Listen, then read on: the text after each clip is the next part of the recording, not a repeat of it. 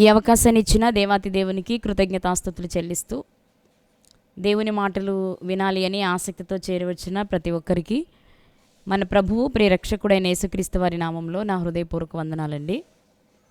అందరూ బాగున్నారని విశ్వసిస్తున్నాను. మరి దేవుడు మరొక దినాన్ని, అలాగే మరొక నూతన సంవత్సరాన్ని మన జీవితంలో మనం అనుభవించడానికి ఇచ్చారు అంటే, ఒకటి ఆయన కృప మాత్రమే, రెండు మన పట్ల ఆయనకున్న ప్రణాళిక, లేక మనకు అప్పగించిన పని ఇంకా మిగిలి ఉంటుంది. దాన్ని పూర్తి చేయాలనే ఉద్దేశంతోనే మనకి ఇంకా సమయాన్ని ఇచ్చినట్టున్నారు. ఈరోజు సమాజాన్ని మనం పరిశీలిస్తే పండుగ పేరుతో, ముఖ్యంగా న్యూ ఇయర్ పేరు మీద వాగ్దాన కార్డులు తీసుకుంటూ ఉంటారు. ఇది మనందరికీ తెలిసిన విషయమే. ఆ కార్డులు తీసుకోవడం వెనుక ఉండే ఆలోచన ఏంటి అంటే, ఆ కార్డులో ఏ వాక్యం వస్తుందో ఆ ఇయర్ అంతా ఆ వాక్యమే బలపరుస్తుందని, ఆ వాక్యం ద్వారా మన జీవితం ముడిపడి ఉంది అని ఒక నమ్మకంతో వాటిని ప్రవేశపెట్టారు. అదే కొనసాగుతుంది. వాస్తవానికి దేవుడు మనకు వాగ్దానం చేసిన వాగ్దానాలు రెండు. ఒకటి, మన పూర్వీకులకు ఇచ్చినట్లే పరిశుద్ధాత్మని ఇస్తానని చెప్పారు, ఇచ్చేశారు. రెండవది, నిత్య జీవాన్ని ఇస్తాను అని చెప్పారు. దాని కొరకు మనం ప్రయాసపడాలి. ఈ వాగ్దానాన్ని ప్రక్కన పెట్టి మనుషులు కల్పించినవి, లేకపోతే మనల్ని మనం సమర్థించుకుని సంతృప్తి పడడానికి ఏర్పాటు చేసుకున్నవే వాగ్దాన కార్డులు. అయితే ఈ రాత్రి మనం ఏం ఆలోచించాలి అంటే, ఎప్పుడు దేవుని నుండి మనం అడిగి ఆయన ఇవ్వాలనే కోరుకుందామా, లేకపోతే ఒక్కసారైనా ఆయనకి నచ్చింది చెయ్యాలి అనే నిర్ణయం తీసుకుందామా? న్యూ ఇయర్ వచ్చింది అంటే, ఈ సంవత్సరం దేవుడు నాకు ఏం వాగ్దానం ఇస్తారు, ఏమి నా జీవితంలో జరిగిస్తారు అని అడగడం కంటే, ఎప్పుడు ఆయనే నా జీవితంలో చేస్తున్నారు కదా, ఈసారి ఆయనకి నచ్చినట్లు నేను ఏదైనా చేస్తే బాగుంటుంది కదా అని మనం ఆలోచిస్తే బాగుంటుంది. మీకు అనిపించవచ్చు, మనం దేవునికి ఏం వాగ్దానం చేయగలమండి, అన్నీ ఆయన ఇస్తేనే కదా అని మీకు అనిపించవచ్చు. మనం ఆయనకి మాట ఇవ్వడం అంటే ఆయనను సంతోషపెట్టే పని చేయడం. ఏ విషయంలో ఆయన సంతోషిస్తారో అది చేయడమే మనం ఆయనకి మాట ఇవ్వడం.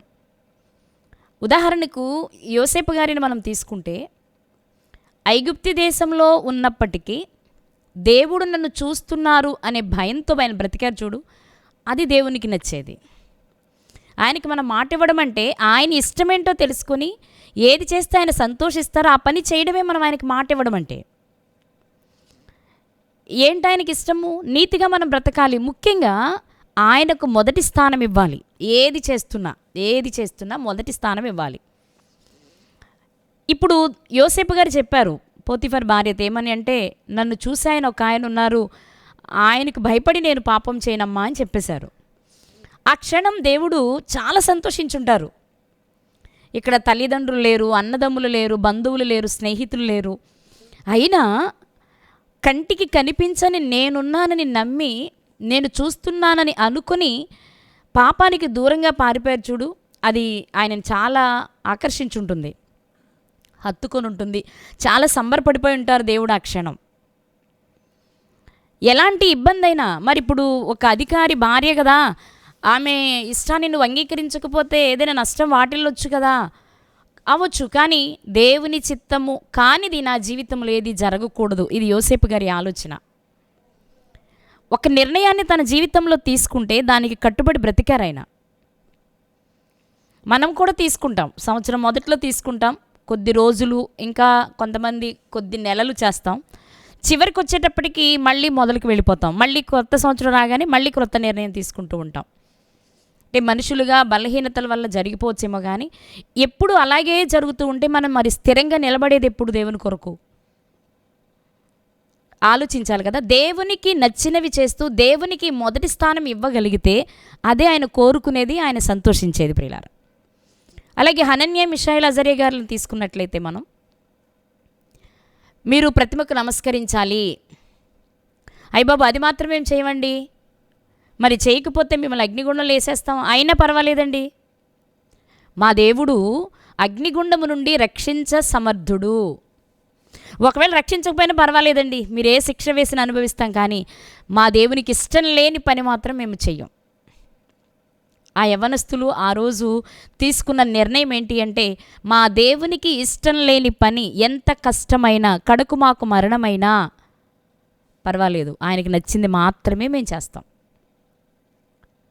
దానియేలు గారిని కూడా అంతే కదా, మంచి సంగీతాన్ని వినిపించి ఆ సందర్భంలో ప్రతిమకు నమస్కరించాలి అన్నప్పుడు ఆయన ఒప్పుకోలేదు. మరి నువ్వు ఒప్పుకోకపోతే సింహాల బోన్లో వేసేస్తారు, అయినా పర్వాలేదు, ఎందుకంటే మా దేవుని దృష్టిలో మంచి పని మేము చేయాలి, మేము ఆయనకే మొదటి స్థానం ఇస్తామండి, ఆయన చెప్పిందే చేస్తాం, అలాని ఎవరిని కించపరచం. కానీ ఆయనకి నచ్చలేదు, ఆయనకి ఇది ఇష్టం లేదు అన్నది మా జీవితంలో జరగడానికి మేము అవకాశం ఇవ్వము. వీళ్ళు దేవునికి మాట ఇవ్వకపోయినా దేవునికి నచ్చిందే చేస్తున్నారు. వాళ్ళ మనసులో ఒక నిర్ణయాన్ని తీసుకున్నారు, దేవునికి నచ్చింది మా జీవితంలో జరగకూడదు. ఈరోజు మనం ఆలోచించాలి, ఎప్పుడు ఆయన నుండి అడిగి ఆయన నుండి మాత్రమే పొందుకుందామా? ఆయన ఇచ్చింది నెరవేరకపోతే నాకు ఎందుకు చెయ్యవు అని పోరాడే ముందు, పోట్లాడే ముందు, నేను ఆయనకేం ఇస్తున్నాను, నేను ఆయనకేం చేస్తున్నాను, నేను చేసే పనుల వల్ల ఆయనకి సంతోషం ఏమైనా ఉంటుందా అనే ప్రశ్న తప్పకుండా ఈ రాత్రి అందరం వేసుకోవాలి, ఆలోచన చేయాలి. ఈ రాత్రి ఈ భక్తుల జీవితాలన్నీ ఒక ఎత్తైతే, మరొక ఇద్దరు వ్యక్తులని మీకు పరిచయం చేయాలనుకున్నా, పరిచయం కాదు, జ్ఞాపకం చేయాలనుకుంటున్నా నేను ఈ సందర్భంగా. వారిలో ఒక వ్యక్తి ఎవరు అంటే, యెహోషువ గారు ఐగుప్తు దేశంలో జన్మించారు. అంటే కనాను నుండి ఒక 70 మంది యోసేపు గారి కాలంలో ఐగుప్తుకి వెళ్ళారు కదా, అక్కడికి వెళ్ళిన తర్వాత జన్మించిన వ్యక్తి యెహోషువ గారు. ఇంకా బాగా ఆలోచిస్తే మోషే గారు పుట్టిన తర్వాత పుట్టినవారైనా, అంటే మోషే గారి కంటే వెనక, ఇంకా చెప్పాలంటే చిన్నవాడు అని చెప్పొచ్చు. మోషే గారే అక్కడికి వెళ్ళిన తర్వాత జన్మించారు కదా, ఆయన వెనక జన్మించిన వ్యక్తి అన్నమాట. కానీ పుట్టింది ఐగుప్తు దేశంలోనే అయినా తానెవరో, తానేం చేయాలో, ఎందుకు బ్రతకాలో బాగా ఎరిగినవాడు.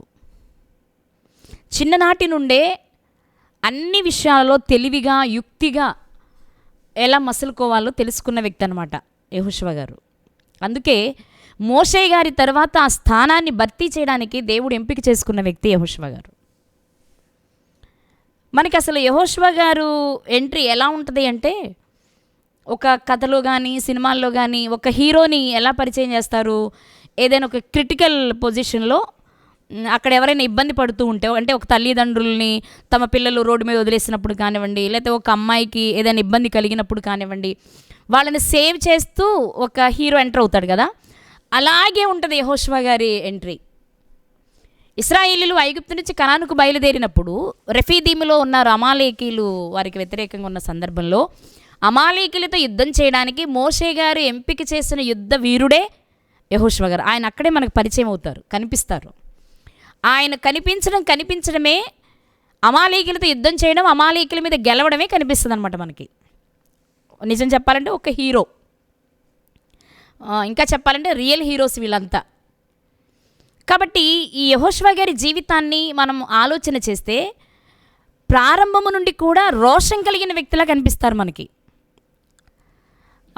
మామూలుగా మనము ఏలియా గారిని రోషం కలిగిన వ్యక్తిగా భావిస్తాం కదా, కానీ ఈయన జీవితాన్ని మనం స్టడీ చేస్తూ ఉంటే చాలా రోషంగా దేవుని కొరకు బ్రతికినట్టు కనిపిస్తుంది. గురువు గారి విషయంలో అలాగే ఉంటారు ఆయన, దేవుని విషయంలోనూ అలాగే ఉంటారు ఆయన. ఎలాగంటే మనకు ఒక సందర్భం తెలుసు, పాళెంలో ఉన్న వారందరూ ఆత్మను పొందుకున్నప్పుడు మోషే గారి దగ్గరకు వచ్చి ఆయన ఒక మాట చెప్తారు, వీళ్ళు ప్రవచిస్తున్నారు, వీళ్ళ సంగతి ఏంటి, వాళ్ళని ఏమైనా చేసేయమంటావా, వాళ్ళు నీకు వ్యతిరేకంగా చేస్తున్నట్టున్నారు, వాళ్ళ సంగతి ఏంటో చూడమంటావా అని అడుగుతారు. అప్పుడు మోషే గారు అంటారు, నా విషయమే నీకు రోషం వచ్చిందా యెహోషువ, వద్దులే అంటారు. అంటే తను నమ్మిన తన యజమానుడు లేక గురువు అనబడిన మోషే గారి విషయంలో ఏదైనా జరిగితే తనకే జరిగినట్లుగా భావించి ఆయన పక్షాన నిలబడగలిగిన వ్యక్తి అనమాట యెహోషువ గారు అంటే. ఏ విషయంలోనైనా, ఇప్పుడు ఆ తర్వాత మనం గిబియోనీయుల మీదకి యుద్ధానికి వచ్చిన కనానీయులను చూసినప్పుడు వెంటనే ఆ యుద్ధంలో గెలుపొందాలి అంటే సూర్యుడు చంద్రుడు నిలిస్తేనే అనుకోగానే సూర్యుడు నువ్వు ఆగు, చంద్రుడు నువ్వు ఆగు అని చెప్పేసేయగలిగారు. ప్రభువా మరి ఈ యుద్ధంలో నేను గెలుస్తానో లేదో, నీ ప్రణాళిక ఏంటో, మరి ఇలా జరగాలి, ఇది చేయమంటారా, ఇవేం లేవు. అంతే, ఒక ఆజ్ఞ జారీ చేశాడు. నిజంగానే అలా ఆగిపోయింది. అంటే ఆయన రోషాన్ని చూసినప్పుడు, అంత రోషంగా మాట్లాడుతున్నప్పుడు అందులో మనకి ఏం కనిపించాలి అంటే, తాను అడిగితే ఏదైనా చేయగలడు దేవుడు అనే నమ్మకం కలిగిన వ్యక్తిలా మనకు కనిపిస్తారు ఆయన. అంటే సంపూర్ణ విశ్వాసము, భక్తి కలిగిన వ్యక్తిగా మనకి యెహోషువ గారు కనిపిస్తారు. ఇవన్నీ మనం ఎందుకు మాట్లాడుకుంటున్నాము? అతని గురించి చాలాసార్లు మాట్లాడుకున్నదే మనం. ఈయన ఒక యవనస్తుడని, జ్ఞానాత్మ పూర్ణుడైన వ్యక్తి అని.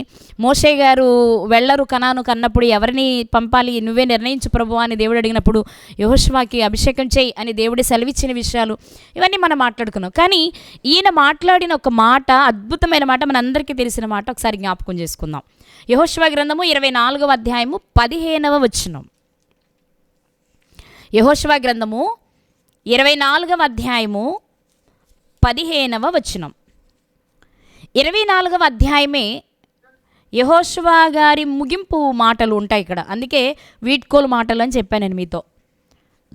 24వ అధ్యాయం 1వ వచనంలో యెహోషువ ఇశ్రాయేలీల గోత్రముల వారినందరినీ షెకెములో పోగు చేసి వారి పెద్దలను, వారి ప్రధానులను, వారి న్యాయాధిపతులను, వారి నాయకులను పిలిపింపగా వారు వచ్చి దేవుని సన్నిధిని నిలిచిరి. ఇక ముగింపులోకి వచ్చేసరినా 110 సంవత్సరాల వయసులో యెహోషువ గారు మరణించడం జరుగుతుంది. మరణించడానికి ముందే ఆయన చెప్పాడు, నేను సర్వలోకుల మార్గమున వెళ్ళిపోతున్నాను, అయితే చివరిగా మీకు కొన్ని మాటలు చెప్పాలి, అందరూ రండి షెకెములో కూడుకోండి అని చెప్పారు. అందరూ వచ్చారు. ఎవరు? పెద్దలు, ప్రధానులు, న్యాయాధిపతులు, నాయకులు అందరూ వచ్చారు. అందరినీ కూర్చోబెట్టి ప్రసంగం చేస్తూ ఉన్నారు ఆయన. ప్రారంభము అబ్రహాము గారి తండ్రి దగ్గర నుండి తీసుకుని విషయాలన్నీ వివరించుకుంటూ చెప్పుకుంటూ వచ్చి ఆయన దేవుడు మిమ్మల్ని ప్రేమించి, అంటే ఇశ్రాయేలీయులమైన మనలను ప్రేమించి ఎన్ని కార్యాలు చేశారు, మనల్ని అడ్డం పెట్టుకొని ప్రవర్తించిన బిలాము గారి విషయంలో కూడా ఆయన శాపాలను ఇస్తే దేవుడు వాటిని ఆశీర్వాదాలుగా ఎలా మార్చారు, తన జ్ఞాపకాలలో ఇశ్రాయేలుని ఎలా ఉంచుకున్నారనే విషయాలన్నీ చాలా వివరంగా చెప్తూ 15వ వచనం వచ్చేటప్పటికి ఆయన ఒక మాట చెప్తున్నారు. యెహోవాను సేవించుట మీ దృష్టికి కీడని తోచిన ఎడల మీరు ఎవని సేవించెదరో, నది అద్దరిని మీ పితరులు సేవించిన దేవతలను సేవించెదరో, అమోరీల దేశమున మీరు నివసించుచున్నారే వారి దేవతలను సేవించెదరో నేడు మీరు కోరుకొనుడి. మీరెవరిని సేవింప కోరుకొనినను నేనును నా ఇంటి వారును యెహోవాను సేవించెదము అనెను. ఈ మాట కనుక ఒక్కసారి మనం ఆలోచిస్తే, ఇప్పుడు మనం కూడా ఎలాంటి నిర్ణయం తీసుకోవచ్చు, దేవునికి ఎలాంటి మాట ఇవ్వచ్చు అనేది మనం ఆలోచన చేయొచ్చు. విషయాలన్నీ వివరంగా మాట్లాడేసిన తర్వాత యెహోషువ గారు చెప్తున్నారు, ఇదిగో దేవుడు ఇన్ని ఆశ్చర్య కార్యాలు చేశాడు, ఇన్ని భయంకరమైన పరిస్థితుల నుంచి విడిపించారు మనల్ని, అయినా సరే యెహోవాను సేవించడం మాకు ఇష్టం లేదండి, ఆయన సేవించడం వల్ల మాకు కీడే తప్ప మేలు లేదని ఒకవేళ మీకు అనిపిస్తే మీ ఇష్టం, మీరు ఎవరిని సేవించుకుంటారో సేవించుకోండి. కానీ మీకు ఒక మాట చెప్తున్నా, నేను మాత్రమే కాదు, నా ఇంటి వారు కూడా యెహోవాను మాత్రమే సేవిస్తాం. మీరంతా ఎవరిని సేవిస్తారో నాకు అవసరం లేదు, కానీ మీకు ఒక మాట చెప్తున్నా, మీ నాయకునిగా నేను చెప్పే మాట ఏంటో తెలుసా, మీరెవరిని సేవించినా నాకు బాధ లేదు, కానీ నేను నా ఇంటి వారు మాత్రం యెహోవాను మాత్రమే సేవిస్తాం.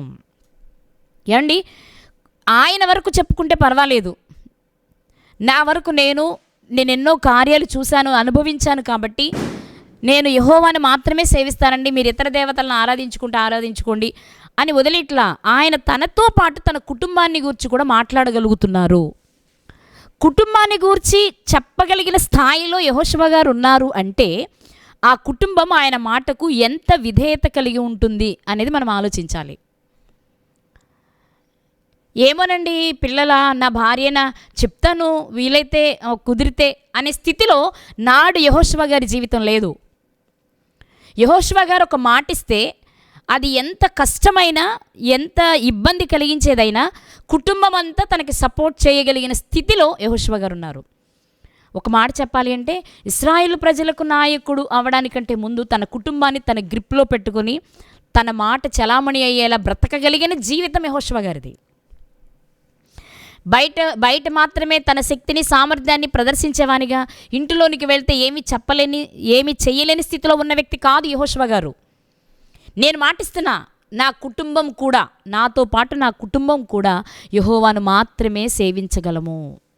ఈ మాట చెప్పాలి అంటే కుటుంబం అతని మాట వినేలా ఉండాలి.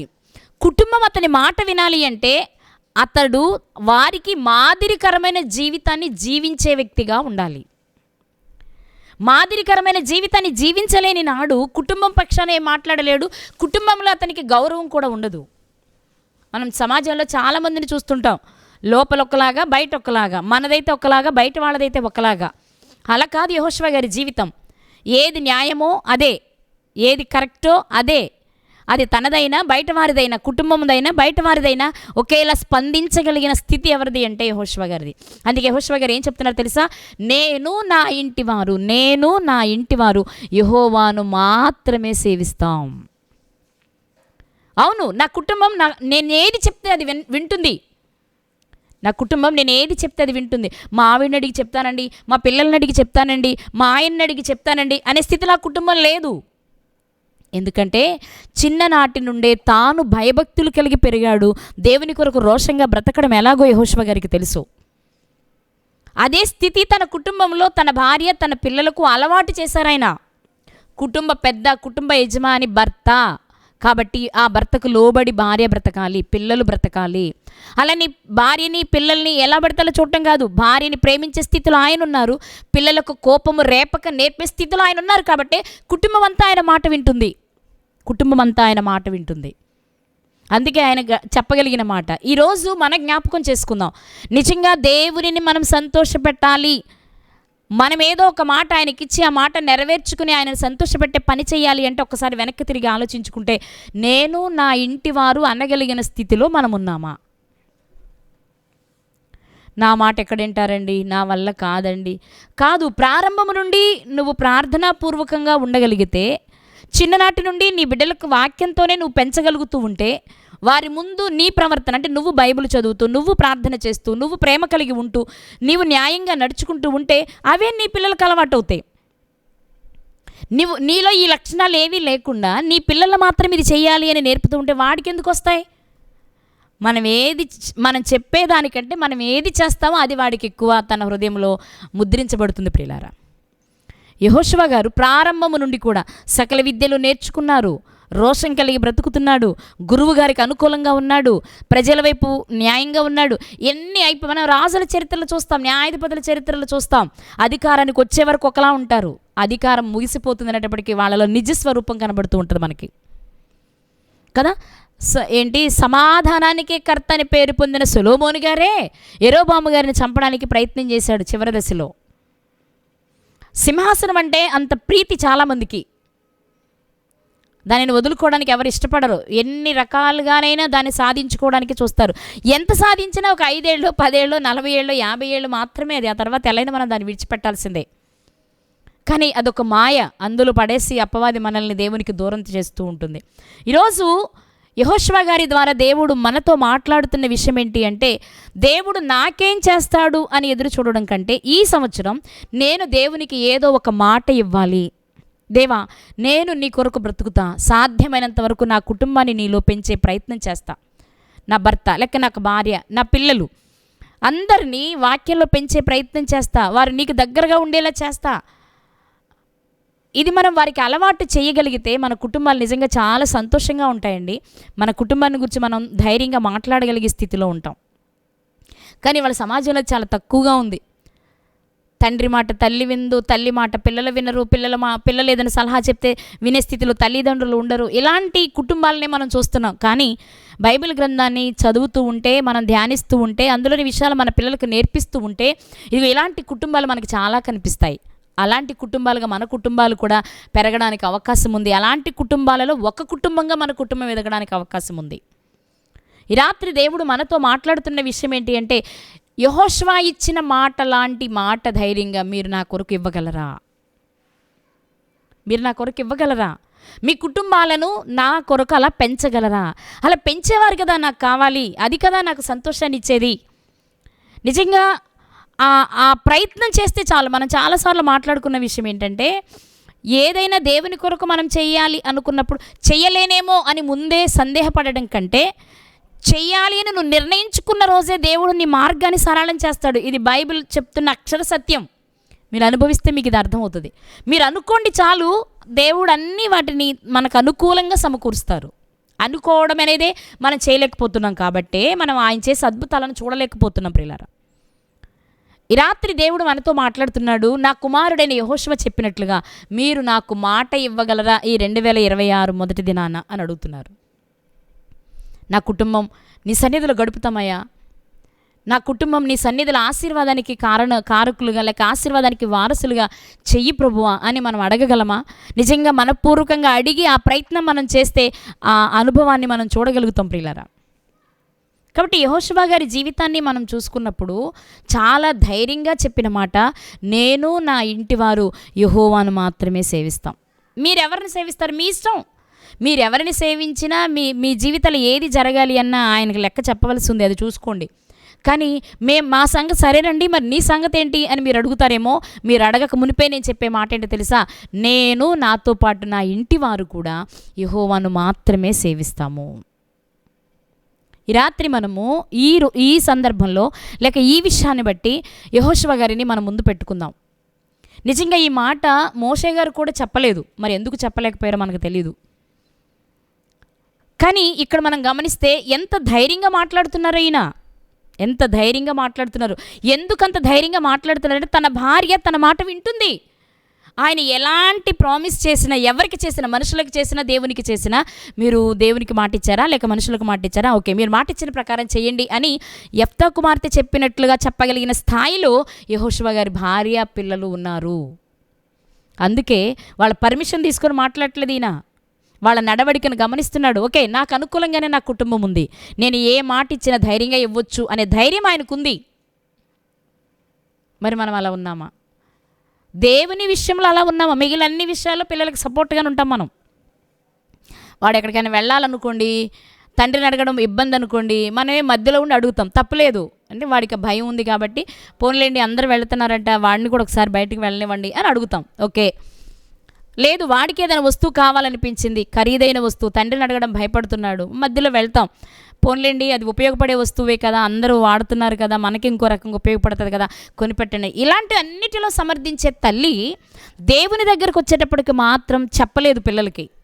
వాడికి నచ్చి చేస్తే తప్ప, ఎందుకు ఇలా ఉంటున్నావు నాయన, బైబిల్ చదువుకో, ప్రార్థన చేసుకో, దేవునితో సహవాసాన్ని కలిగి ఉండు, సహవాసం లేకపోతే చాలా ప్రమాదం అని ఏ తల్లి తన బిడ్డలకు నేర్పగలుగుతుందో ఆ కుటుంబం యెహోషువ గారి కుటుంబంలా ఉంటుంది.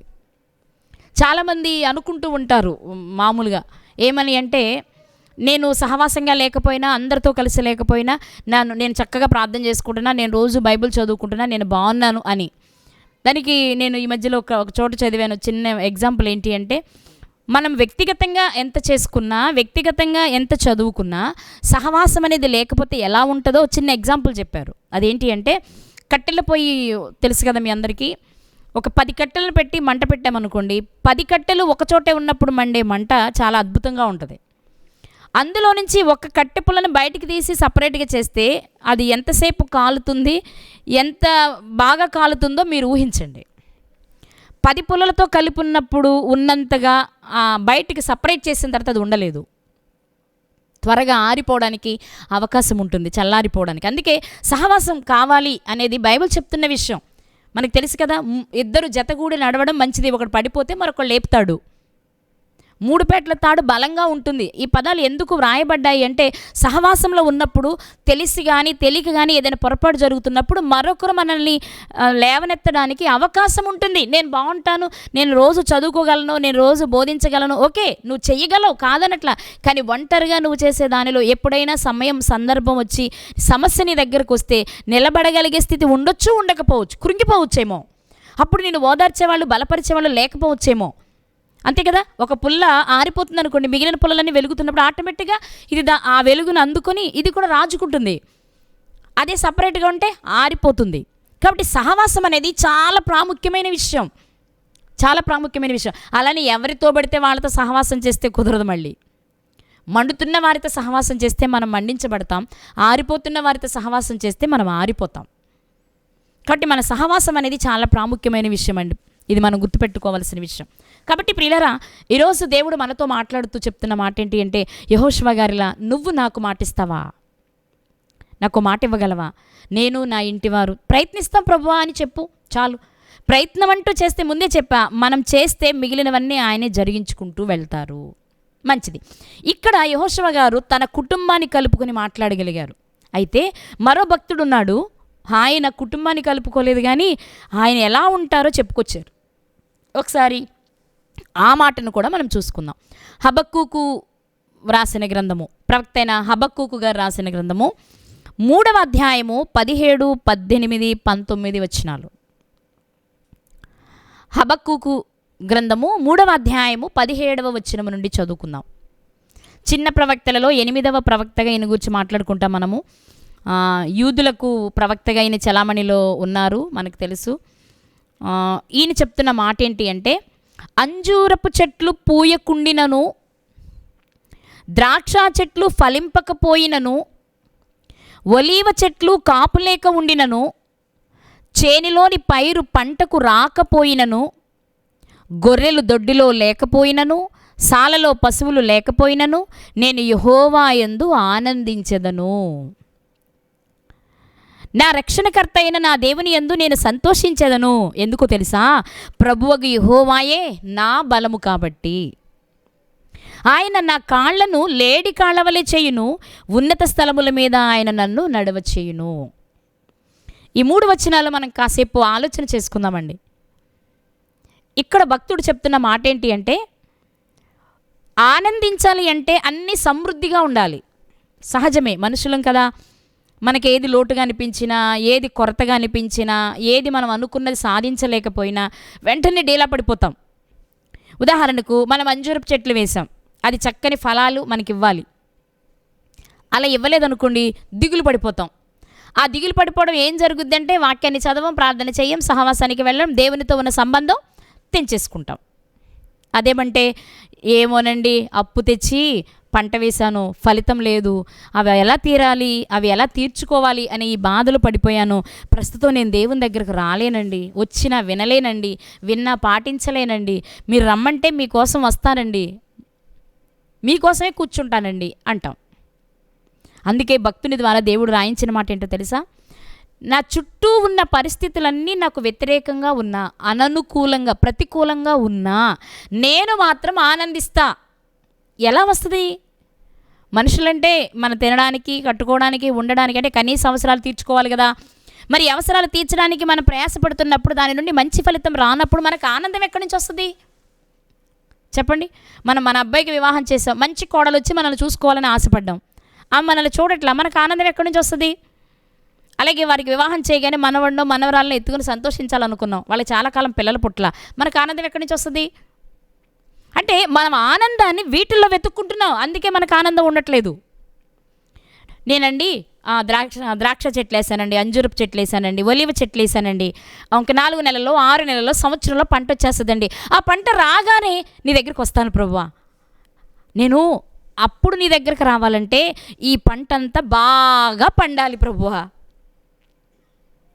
ఇప్పుడు లెక్కలు వేసుకుంటాం, ఇంకా 6 నెలల్లో పంట చేతికి వచ్చేస్తుంది, మంచి ఫలితం వస్తుంది, మంచి లాభాలు వస్తాయి, ఈ మంచి లాభాలు వస్తే అప్పులన్నీ తీర్చేస్తాను, ఇంకెంత మిగులుతుంది, ఇంత మిగిలితే ఇంత చేస్తాను, ఇది చేస్తాను, అది చేస్తాను, అమ్మాయ అనుకుంటావు. కానీ లోపే మొత్తం హుష్కాకి అయిపోద్ది. ఒక్కోసారి వెంటనే డీలా పడిపోతాం, అరే ఏంటి ఇలా జరిగింది నా జీవితంలో అని. ఇక ఆనందం లేదు, సంతోషం లేదు. లేకపోయినా పర్వాలేదేమో, అవి లేకపోగా దేవుని నిందించే స్థాయికి దిగజారిపోతూ ఉంటాం మనం. ఏంటి ప్రభా, ఇది జరిగితే నీ దగ్గరకు వద్దామనుకున్నాను కదా, ఆ తర్వాత అంతా నీతోనే గడపాలనుకున్నాను కదా, మరెందుకు నా జీవితంలో ఎలాంటి పరిస్థితిని ఇచ్చామని అడుగుతున్నామే తప్ప అసలు ఆనందం అనేది వీటిల్లో లేదు, ఆయనలో ఉంది అనే సంగతి మన జ్ఞాపకంలో లేదు. కానీ భక్తుడు అంటున్నాడు, అంటే మామూలుగా ఆలోచన చేద్దాం.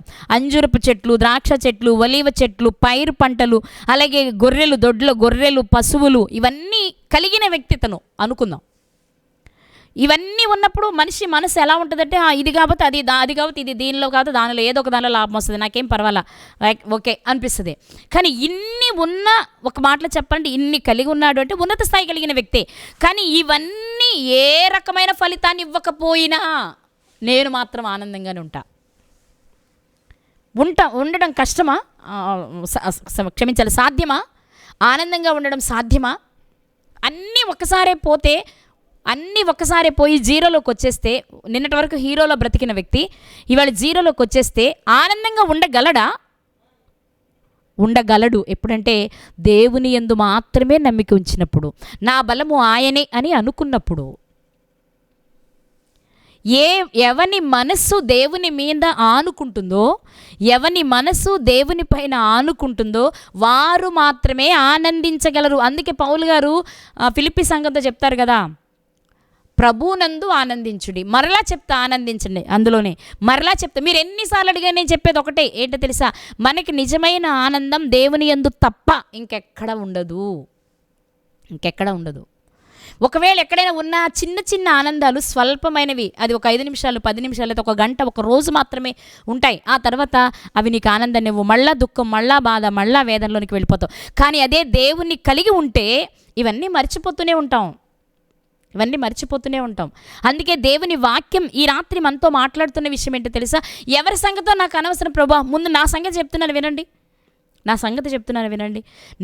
నా స్థితి ఏంటి అంటే, నా చుట్టూ అన్ని భయంకరమైన పరిస్థితులైనా, అన్ని అప్పులైనా సరే నిన్ను నేను విడిచిపెట్టను.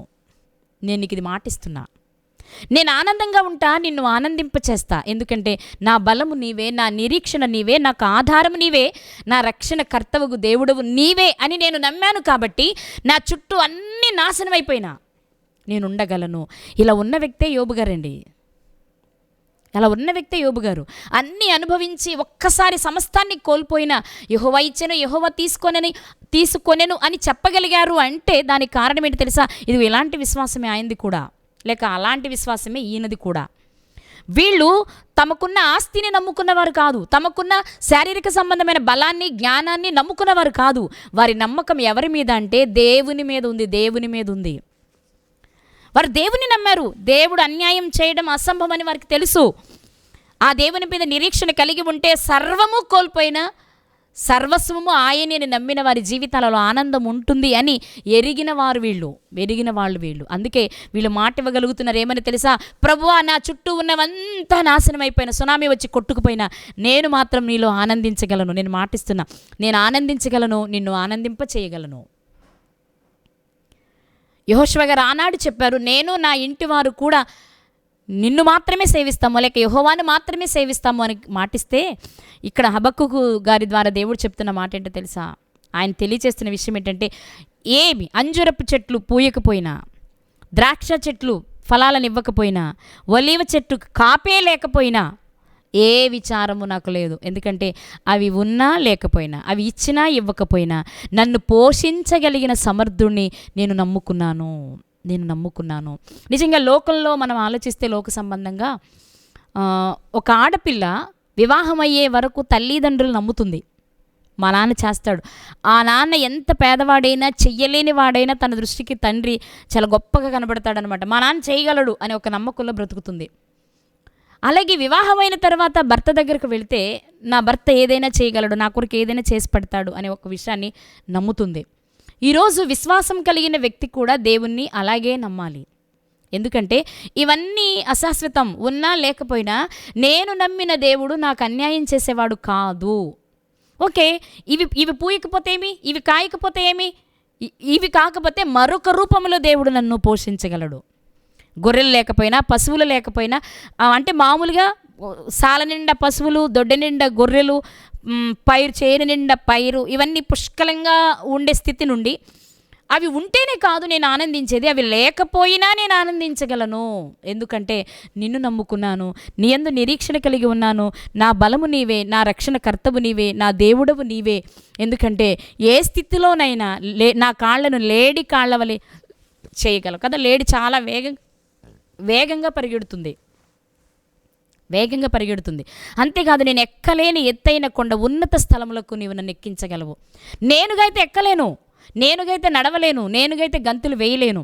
అది నువ్వు చేయగలిగితే, నువ్వు చేస్తే చేయించుకోగలను. అది నువ్వు చేయగలవు. దేవా అది మీరు చేయగలరు, ఎలాంటి స్థితిలోనైనా మీరు చేయగలరు.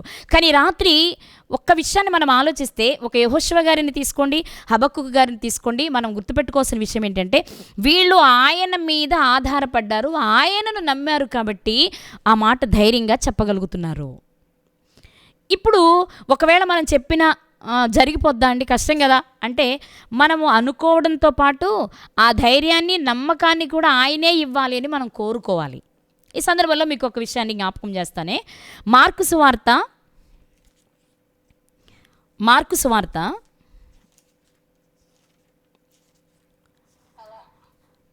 9వ అధ్యాయము, మార్కు సువార్త 9వ అధ్యాయంలో ఒక సంఘటన జరిగింది. 14వ వచనం చదువుకుందాం. వారి శిష్యుల యొద్దకు వచ్చి వారి చుట్టూ బహుజనులు కూడియుండుటయు శాస్త్రులు వారితో తర్కించుటయు చూచిరి. వెంటనే జనసమూహమంతయు ఆయనను చూచి మిగుల విభ్రాంతి నుండి ఆయన యొద్దకు పరిగెత్తుకుని వచ్చి ఆయనకు వందనము చేసిరి. అప్పుడు ఆయన, మీరు దేని గూర్చి వారితో తర్కించుచున్నారని వారిని అడుగగా, జనసమూహంలో ఒకడు లేచి ఇలా చెప్తున్నాడు, బోధకుడా, మూగదయ్యము పట్టిన నా కుమారుని నీ యొద్దకు తీసుకుని వచ్చి తిని. ఒక వ్యక్తట మూగదయ్యము పట్టిన తన కుమారుణ్ణి శిష్యుల దగ్గరికి తీసుకొచ్చారట. మూగదయ్యం అంటే దెయ్యాలు మూగగా ఉంటాయంటే కాదు. ఒక దురాత్మ ఆ బిడ్డను పట్టినప్పుడు ఆ వ్యక్తి మాట్లాడడం మానేస్తాడు, అదే మూగదయ్యం అంటాం. అతనికి మనం ఏ చెప్పినా వినబడదు, అదే మూగా చెవిటి అనుకుంటాం అనమాట. ఓకే, మూగదయ్యం పట్టిన నా కుమారుని నీ యొద్దకు తీసుకుని వచ్చి తిని, అది ఎక్కడ వానిని పట్టునో అక్కడ వానిని పడద్రోయును, అప్పుడు వాడు నురుగు కార్చుకొని పండ్లు కొరుక్కొని మూర్ఛిల్లును. దానిని వెళ్ళగొట్టుడని నీ శిష్యులను అడిగి తిని, కానీ అది వారి చేత కాలేదని ఆయనతో చెప్పాను. తీసుకొచ్చారు, ప్రభువారికి కనిపించేలా శిష్యులను అడిగారు, బాబు నా కుమారుని బాగు చేయమని అడిగారు. అడిగినప్పుడు వాళ్ళు బాగు చేయలేకపోయారట. ఇప్పుడు యేసుక్రీస్తు వారి దగ్గరికి వచ్చింది కేసు. నీ శిష్యుల దగ్గర తెచ్చాను కానీ ఏమీ బాగు చేయలేకపోయారు అనగానే యేసుక్రీస్తు వారు వారిని కోపపడి ఆయన బాగు చేయడానికి ప్రయత్నం చేశాడు. అందుకు చివరికి వచ్చిన తర్వాత ఏం జరుగుతుందంటే, ఆయన బాగు చేయడం అయిపోయిన తర్వాత ఏం జరుగుతుందంటే 23వ వచనం మనం చదువుకుంటే 22 చదువు. అది వాని నాశనము చేయవలెనని తరచుగా అగ్నిలోనూ నీళ్లలోనూ పడద్రోయును. ఏమైనను నీ వలనైతే మా మీద కనికరపడి మాకు సహాయము చేయుము అనెను. మా బాబుకి ఇది చిన్నప్పటి నుంచి ఉందండి, ఇది వచ్చినప్పుడల్లా నీళ్లలోనూ అగ్నిలోనూ పడిపోతూ ఉంటాడు. నీకేమైనా సాధ్యపడితే, నువ్వు చేయగలిగితే నా కుమారుని బ్రతికించవా అని అడుగుతున్నాడు అతను, ఆ వ్యక్తి. అప్పుడు యేసుక్రీస్తు వారు ఏమంటున్నారు అంటే, నమ్ముట నీ వలనైతే నమ్మువానికి సమస్తము సాధ్యమే అన్నారు. నేను చేయగలను, నువ్వు నమ్ముతున్నావా నాయన? నమ్మితే నీకు సాధ్యపడుతుంది. అంటే నీకు అది జరగాలంటే నీ జీవితంలో ముందు నువ్వు నమ్మాలి అన్నారు అని ఆయనతో చెప్పారు. వెంటనే ఏం జరిగింది? 24వ వచనం. వెంటనే ఆ చిన్నవాని తండ్రి, అంటే ఆ దయ్యం పట్టిన బిడ్డ యొక్క తండ్రి, నమ్ముచున్నాను అని అంటూ నాకు అపనమ్మకం ఉండకుండా సహాయము చేయమని బిగ్గరగా చెప్పాను. నువ్వు చేస్తావని నమ్మకం ఉంది, అందుకే కదా నా బిడ్డని నీ దగ్గరికి తీసుకొచ్చాను. మీకు విషయం తెలుసా, మీరే కాదు మీ శిష్యులు కూడా చేయగలరని నమ్మాను కాబట్టే వచ్చాను. కానీ నీ శిష్యుల వల్ల అవ్వలేదు కదా, ఎక్కడో కొంచెం సందేహం అనిపించింది నాకు. మీరైతే నమ్మకం ఉంది, సరే వాళ్ళు చేయలేకపోయారు, మీరైనా చేయగలిగితే చేయండి అంటే నువ్వు నమ్ముచున్నావు, నేను నమ్ముతున్నాను. కానీ వెంటనే అతను చెప్పిన మాట ఏంటో తెలుసా, నాకు అపనమ్మకం ఉండకుండా సహాయము చెయ్యి అని బిగ్గరగా కేకలు వేస్తున్నాడు. నేను నమ్ముతున్నాను, ఒకవేళ ఏ సందర్భంలోనైనా నాకు ఒకవేళ అపనమ్మకం వస్తుందేమో, అది రాకుండా మాత్రం నువ్వే చెయ్యి అని అడుగుతున్నాడు. ఎంత తెలివి కలిగిన తండ్రో ఈ తండ్రి. నమ్మేస్తున్నాను ప్రభా, నువ్వు చేసేస్తావు అని మాటలు చెప్పేట్లా తెలివిగా ఆలోచించి చెప్తున్నాడు. నేను నమ్ముతున్నాను, ఒకవేళ నాకెక్కడైనా అపనమ్మిక కలుగుద్దేమో, ఆ అపనమ్మిక రాకుండా కూడా నువ్వే చేయవా, అది నువ్వు చేయగలవు. ఇప్పుడు మనం గుర్తుపెట్టుకోవాల్సింది కూడా అదే. నేను దేవుని కొరకు బ్రతకాలనుకుంటున్నా, దేవుడు నా విషయంలో ఏం చేయాలనుకుంటున్నారో ఆయన చిత్తం, ఆయనకి ఇష్టమైంది నా జీవితంలో జరగడానికి నేను తలవంచాలనుకుంటున్నా అనుకునేవారు మొట్టమొదటిగా చేయాల్సింది ఏంటి అంటే, నేను అనుకుంటాను ప్రభు అవుతుందో లేదో మరి చూద్దాం అన్నట్లు కాకుండా, నేను నీ కొరకు ఇలా చేయాలనుకుంటున్నా, ఎలా మీ చిత్త ప్రకారం చేయాలనుకుంటున్నా. ఒకవేళ అది జరిగించేటప్పుడు నాకెక్కడైనా అవిశ్వాసము కానీ అపనమ్మకం కానీ కలిగే ప్రమాదం ఉందేమో, అది కలగకుండా కూడా మీరే చూసుకుని నేను అనుకున్న ప్రకారము నా జీవితంలో మీ చిత్తం నెరవేరటానికి ఆఖరి క్షణము వరకు నేను బ్రతుకులాగున నాకు సహాయం చేస్తారా? మనము అడిగితే మనం చాలాసార్లు మాట్లాడుకున్నాం. దైవ చిత్తానుసారమైన విషయాలు అడగగలగాలి, ఆత్మ సంబంధమైన విషయాలు అడగగలగాలి. అవి మనకి నిత్య జీవాన్ని ఇవ్వడానికి ఉపయోగపడేవిగా ఉండాలి. సాధారణమైన మనుషులు తల్లిదండ్రులు ఇచ్చినట్లుగా లోక సంబంధమైనవి కాదు మనం పరలోకపు తండ్రిని అడగవలసింది. నాకు సంపూర్ణ విశ్వాసం కావాలి, నీలో బ్రతకాలనుకుంటున్నా, నా కుటుంబాన్ని బ్రతికించుకోవాలనుకుంటున్నా, ఏమీ లేకపోయినా వాటి కొరకు నిన్ను వదిలిపెట్టేదానిగా నేను ఉండాలనుకోవట్లా. ఆ నమ్మకాన్ని నాకు కలిగించు ప్రభువా అని ఈ రాత్రి మనము దేవుని సన్నిధిలో అడగాలి ప్రియులారా. ఏమో ప్రభువా అనుకుంటున్నాను చూద్దాం కాదు, ఇది అవిశ్వాసం. రెండు తలంపుల మధ్య ఉన్నట్లు. అలా ఉంటే ఆయనకి ఇష్టం ఉండదు. మనం ఇప్పటి వరకు ఇంతకాలంగా మన జీవితంలో ఎన్నో సంవత్సరాలు మనం గడిచాయి కదా, ఎంతకాలం మనం అదే మనసుతో ఉన్నామేమో. అందుకే రాత్రి దేవుడు మనతో మాట్లాడుతున్న విషయం ఏం తెలుసా? ఇప్పుడైనా, ఈ రోజైనా, ఈ సమయం అందైనా ఒక్క నిర్ణయంలోనికి రా. అడిగేది ధైర్యంగా అడుగు. ఉండాలని నువ్వు ముందు కోరుకో. ఆ కోరిక నెరవేరడానికి అది దేవుని చిత్తమైతే, దేవా నాకు సహాయం చెయ్యి, నేను పడిపోకుండా అవిశ్వాసంగా ఉండకుండా నన్ను నీవే కాపాడు. ఎందుకంటే చాలా సందర్భాలలో శరీర సంబంధమైన విషయాలలో ఎక్కడైనా చిన్న ఇబ్బంది కలిగితే వెంటనే అప్సెట్ అయిపోతాం మనం. ఇంకా దేవుణ్ణి వదిలేస్తాం. మళ్ళీ అన్నీ సెట్ అయితే కానీ దేవుని దగ్గరికి రాము. అప్పుడెందుకు నువ్వు అన్నీ బాగుంటే రావాలంటే అసలు అన్నీ బాగు చేయాల్సింది ఆయన సంగతి మర్చిపోతే ఎలా? నీ పంట పైరు బాగుండాలి అన్నా, అంజూరపు పండ్లు, ఒలీవ పండ్లు, ద్రాక్ష పండ్లు అన్నీ ఫలించాలి అన్నా, అలాగే పశువులు, దొడ్డిలోని పశువులన్నీ బాగుండాలి అన్నా, ఇవన్నీ జరగాలి అంటే దేవుని చిత్తమై ఉండాలి. జరగకపోయినా పర్వాలేదు ప్రభువా అనగలగాలి. అననీయ మిషాయేల్ అజర్యా గారిలాగా. నా ఇంట్లో బియ్యం లేవండి, నా పిల్లలు ఆకలితో ఏడుస్తూ ఉంటే నేను మీ సన్నిధిలో ఎలా ప్రార్థన చేయను? కాదు, చెయ్యి, ఆయన ఇస్తాడు. ఆయన నీ పిల్లలకే కాదు, ఆ రోజుకే కాదు, ఎన్ని రోజులు కావాలో అంత సమృద్ధినివ్వగలడు. నువ్వు పిలవకుండానే వచ్చి నీకు ఇచ్చెళ్తారు. నువ్వు దాన్ని చూడాలని నువ్వు అనుకుంటే. కానీ మనం అక్కడి వరకు వెళ్ళంగా. అయ్యో ఈవేళ కూర్చొని బైబిల్ చదువుదాం అనుకున్నానమ్మా, తీరా చూస్తే ఇంట్లో బియ్యం నిండుకొని ఉన్నాయి. మరి ఏదో రకంగా తేవాలి, ప్రయత్నం చేయాలి కదా. ఇటెళ్ళొచ్చాయి. ఎవరెవరో. ఎందుకంటే నువ్వు నమ్ముతుంది మనుషులను కాబట్టి. ఒకవేళ ఇచ్చిన రేపే మొదలు పెడతారు మళ్ళీ నిన్ను తిరిగి ఇవ్వమని. అదే నువ్వు దేవునిపైన విశ్వాసం ఉంచితే ఎలా జరిగించాలి అనేది ఆయన తీసుకుంటారు. మనం ఊహించని రీతిలో అద్భుతంగా చేయగలిగిన సమర్థుడైన. నిజంగా అగ్నిగుండంలోనికి వెళ్ళిన తర్వాత తిరిగి వస్తామని వాళ్ళకి తెలుసా? వాళ్ళు బయటకు వస్తారని మీకు చుట్టూ చూస్తున్న ప్రజలకు ఏమైనా తెలుసా? సింహపు బోనులోనికి వెళ్ళిన తర్వాత బయటకు వస్తారని ప్రజలు ఎవరైనా నమ్మారా? కానీ దేవుడేమనుకున్నారు తెలుసా? నా కొరకు నిలబడ్డారు కదా వీళ్ళు ధైర్యంగా. చూడు, వీళ్ళు కూడా ఊహించలేని అద్భుతం వీళ్ళ జీవితంలో చేస్తా. వాళ్ళు లోపలికి వెళ్లకుండా అడ్డుకోవడం కాదు, వెళ్ళిన తర్వాత వాళ్ళని సజీవంగా బయటకు తీసుకొస్తా. ఇది దేవుడు తనని ప్రేమించే వారి కొరకు, తనని నమ్మిన వారి కొరకు దాచి ఉంచిన మేలు ప్రియులారా. ఈ రాత్రి దేవుడు మనతో మాట్లాడుతున్న విషయం, నా నుండి మీకు ఏది కావాలి అన్నా ముందు నాకు ఇష్టమైనవి చెయ్యి చాలు. నాకు ఇష్టమైంది ఏదో ఒకటి నువ్వు ఎంచుకో. దేవా నీ కొరకు ఇదిగో ఈ సంవత్సరం నేను ఇలా ఉండాలనుకుంటున్నా. గత కాలంలో చాలాసార్లు అనుకున్నా, ఉండలేకపోయా, మన్నించు. ఇదిగో ఈ సంవత్సరం గట్టిగా కృషి చేయాలనుకుంటున్నా. నాకు నీ సహాయాన్ని అందించవా? ఆ నమ్మకాన్ని నువ్వు కలిగించవా? నువ్వు కలిగిస్తే నేను పడిపోను, నువ్వు కలిగిస్తే నేను జారిపోను. ఇది నువ్వు మాత్రమే చేయగలిగిన వాడవు అని ఎవరైతే దేవునిపైన ఆధారపడతారో వారు మాత్రమే దేవుడు చేసే కార్యాలను చూడగలరు ప్రియులారా. ఈరోజు మన జీవితాన్ని మనం చూస్తే మనం రక్షించబడ్డాము అనుకుంటున్నామే కానీ రక్షించబడిన వారికి మాదిరిగా మన జీవితంలో ఏది ఎదుటి వారికి కనిపించట్లేదండి. ఎన్నిసార్లు చెప్పినా ఆ అననీయ మిషాయేల్ అజర్యా గారు, దానియేలు గారి దగ్గరికి వెళ్ళాలి మనము. వాళ్ళు ఎలా ఉన్నారు? అందరితో ప్రేమగా ఉన్నారు, అందరితో బాగానే ఉన్నారు. కానీ దేవుని దగ్గరకు వచ్చేటప్పటికి మాత్రం తమ దేవునికి ఇష్టం లేనిది చేయడానికి ఇష్టపడలేదు. వాళ్ళను చూస్తే వీళ్ళు దేవుని పిల్లలు అనుకునేలా ఉన్నారు. వారి మాట, వారి చూపు, వారి తలంపు, వారి ఆలోచన, వారి నడవడిక అందరికీ ఏం కనపరుస్తుంది అంటే వీళ్ళ దేవుడే దేవుడు, వీళ్ళ దేవుడే గొప్ప దేవుడు, వీళ్ళ దేవుడే మహాదేవుడు అనుకునేలా వారి జీవితాలు ఉన్నాయి. కాబట్టి ఈరోజు వాళ్ళు మనకి మాదిరిగా ఉన్నారు ప్రియులారా.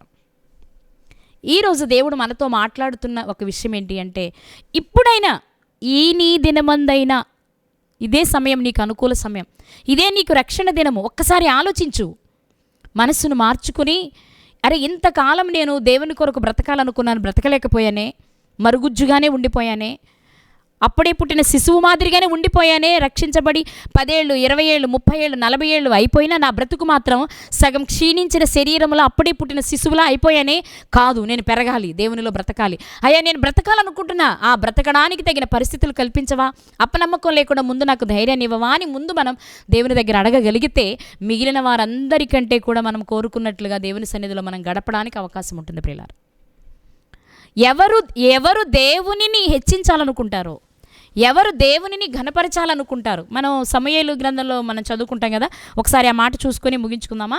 సమూయేలు 2వ గ్రంథము 2వ అధ్యాయము 30వ వచనంలోని చివరి మాట, నన్ను ఘనపరచు వారిని నేను ఘనపరచుదును, నన్ను తృణీకరించువారు తృణీకారం పొందెదరు. ఎవరు దేవుణ్ణి ఘనపరచాలి అనుకుంటారు ఘనపరచాలి అనుకుంటారో వాళ్ళకి పరిస్థితులు కల్పించడంతో పాటు వారిని దేవుడు ఘనపరుస్తారట. కాదా? యెహోషువ గారిని ఘనపరచలేదా? మోషే గారి తర్వాత ఆ స్థానాన్ని ఇచ్చి నేను నీకు తోడుగా ఉన్నాను, వెళ్ళు అన్నారు. ఎవ్వడు నీ ఎదుటి నిలవలేడు, ఎవ్వడు నీ ఎదుటి నిలవనేరడు. అంత ధైర్యంగా నువ్వు ముందుకు వెళ్ళమని చెప్పారు దేవుడు. ఈరోజు మనకు ఒక పాఠంగా మిగిలిపోయారు ఆయన. ఎవరి జీవితమైనా మనం తీసుకున్నట్లయితే దేవుని కొరకు నిలబడాలి అనుకుని దేవుని కొరకు బ్రతకడానికి ప్రయత్నం చేశారు. వాళ్ళ జీవితాలు ఎక్కడ అన్యాయం అవ్వలేదు, ఎక్కడ అవమానపరచబడలేదు. దేవుడు వారిని వారు ఊహించినంత గొప్ప స్థాయిలోనే నిలబెట్టారు. ఇది మనం జ్ఞాపకం చేసుకోవాల్సిన విషయం. కనుక ప్రియులారా, ఈ రాత్రి ఒకసారి మనం ఆలోచన చేసుకుందామా. ఎప్పుడు నేను దేవుడి నుంచి అడగడమేనా, నాకు అది చేయి ప్రభువా, ఇది చేయి ప్రభువా, అది ఎందుకు చేయి ప్రభువా, ఇది ఎందుకు చేయు ప్రభువా అని అడగడానికంటే ముందు నీ కొరకు ఇది చేస్తున్నాను ప్రభువా, ఇది నీకు సంతోషమేనా, ఇది నీకు ఇష్టమైతే నేను చేయడానికి ప్రయత్నిస్తానయ్యా, నాకు సహాయం చేస్తావా, ఓకే నిన్ను సంతోషపెట్టే పని నేను ఒక్కటైనా చేయడానికి నాకు అవకాశం ఇవ్వు నాయనా. ఆ పని మనం చేస్తే ఆయన చాలా సంతోషిస్తారు ప్రియులారా. ఆ పని చేయడానికంటే ముందు మనం మారు మనసు పొందాలి. మన మనసును మార్చుకోకుండా, లోపలున్నది కడుక్కోకుండా ఏవో దేవుని కొరకు చేయాలి అనుకుంటే అవి ప్రయోజనాన్ని ఇవ్వవు. పాత తిత్తుల్లో క్రొత్త ద్రాక్షరసం పోయడం వల్ల ఎలాంటి లాభం ఉండదు. నీ తిత్తు శుభ్రంగా చేసుకోలేక క్రొత్తదిగా చేసుకొని క్రొత్త ద్రాక్షరసం పోయి బాగుంటుంది కదా. అలాగే ఈ హృదయాన్ని కడుక్కోకుండా ఏవో లోపాలు జరుగుండొచ్చు, పొరపాట్లు చేసి ఉండొచ్చు, పాపం చేసి ఉండొచ్చు, మాటల ద్వారా ఏ రూపంలోనైనా మనం చేసి ఉండొచ్చేమో. అవి అలాగే ఉంచుకొని నేను మంచివాడిని, బయట వాళ్ళకి నేను కనిపించట్లేదు కాబట్టి నేను మంచివాడిని అని ముసుగు వేసుకొని ఏవేవో చేయడానికి నువ్వు ప్రయత్నం చేస్తే మనుషులుగా ఎదుటివారికి అర్థం కాకపోవచ్చేమో, కానీ ఆయన దృష్టికి మరుగైనది ఏమీ లేదు కదా. దేవుని దృష్టికి మరుగైనది ఏదీ లేదు, ఆయన కంటికి కనబడనిది ఏదీ లేదు. కాబట్టి ఆయన చూస్తున్నాడు అని భయం కలిగి ఏదైనా దేవునికి మహిమ తేవాలి, మొదటిది దేవునికే ఇవ్వాలి అనే మనసు కలిగి ఎవరైతే బ్రతుకుతామో వాళ్ళ జీవితాలలో ఊహించని ఆనందము, ఊహించని ఘనత దొరుకుతాయి ప్రియులారా. కాబట్టి ఈ రాత్రి దేవుడు మనతో మాట్లాడుతున్న విషయం, ఒక యెహోషువ గారిలా, ఒక హబక్కుకు గారిలాగా మనం మాట్లాడగలమా? ఏమీ లేకపోయినా, ఆరోగ్యం లేదు, ఆస్తి లేదు, బంధువులు లేరు, స్నేహితులు లేరు, ఎవరూ లేరు, ఒంటరిగా నీ ప్రయాణం సాగించాలనుకుంటున్నావా? నేను ఒంటరి వాడనని నువ్వు అనుకోవద్దు. ఆయన మనకు తోడుగా ఉన్నారు. నువ్వు ఆయన యందు భయభక్తులు కలిగి జీవిస్తే, ఆయన తోడు నీకుంటే నువ్వు ఒంటరి ఎలా అవుతావు కదా. దేవుని వాక్యం సెలవిస్తుంది, 1000 మంది ఒక ప్రక్క పడినను 10,000 మంది కుడి ప్రక్క కూలినను ఏ అపాయము నీకు సంభవించదు. ఎందుకని? మనం ఒంటరి వాళ్ళమే కదా.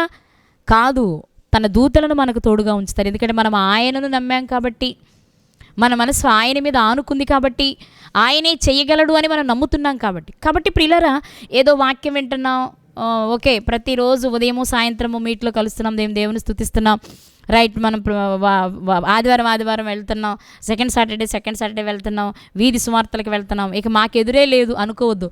మనకంటే గొప్పగా పరిచర్య చేస్తున్న వాళ్ళు చాలామంది ఉన్నారు సమాజంలో. మనం చేసేది చాలా చిన్నది. ఇది సరిపోదు మన నిత్యరాజ్యాన్ని స్వతంత్రించుకోవడానికి, చాలా కష్టపడాలి. ఆ కష్టపడాలి అనే మనస్సు ముందు మనం తెచ్చుకుంటే దేవుడు సహాయం చేస్తారు. ఆయన సహాయం చేస్తే మనకు అడ్డు అన్నది ఏది ఉండదు. ఆయన మనకు తోడుండగా మనకు అడ్డుపడేవాడు కానీ, మనకు అపజయాన్ని కలిగించేవారు కానీ ఎవ్వరూ ఉండరు. కాబట్టి ఒక మంచి నిర్ణయాన్ని ఈరోజు మనం తీసుకుందాం. నా జీవితంలో అయిపోయిందయ్యా, నాకు ఇచ్చి నన్ను భూమి మీదకి పంపించేటప్పుడు నా కొరకు నువ్వు రాసుకున్నవే నీ గ్రంథంలో నాకు ఇంత ఆయుష్ అని, అందులో 1 సంవత్సరం గడిచిపోయింది, 1 సంవత్సరం గడిచిపోయింది. ఇలా 1, 2, 10, 20, 40, 50 జరిగిపోయాయి. ఇంకెంతుందో నాకు తెలియదు, కానీ కనీసం ఇప్పుడైనా మిగిలిన జీవితమైన నీకు నమ్మకంగా బ్రతికే మనసును నాకివ్వవా అని అడిగితే, ఎప్పుడైతే తన కొరకు బ్రతకాలని మనం అనుకుంటున్నామో దానికి ఆయన మురిసిపోతారు. అబ్బా, నా బిడ్డ నా కొరకు బ్రతకాలనుకుంటుంది, నాకు మొదటి స్థానం ఇవ్వాలనుకుంటుంది, లేదా నాకు మొదటి స్థానం ఇవ్వాలనుకుంటున్నాడు అని ఆయన మురిసిపోయి ముందే మనకు అన్నీ చేసి మనలోని ఆనందాన్ని ఆయన చూడాలి అనుకుంటున్నారు. మనలోని ఆనందం ఆయన చూడాలి అన్నా, ఆయనను ఆనందింపచేసే పని మనం చేయాలి అన్నా మొదటి నిర్ణయం తీసుకోవాల్సింది మాత్రం మనమే. ఆ నిర్ణయం దేవునికి నచ్చేదిలా చేద్దాం, దేవుడు మెచ్చుకునేలా చేద్దాం, దేవుడు ఇచ్చే పరలోకాన్ని స్వతంత్రించుకునేలా చేద్దాం. అలా చేసి ఆయన ఇచ్చే పరలోకాన్ని స్వతంత్రించుకోవాలని కోరుకుంటూ ఇలా మాటలు ముగిస్తున్నానండి.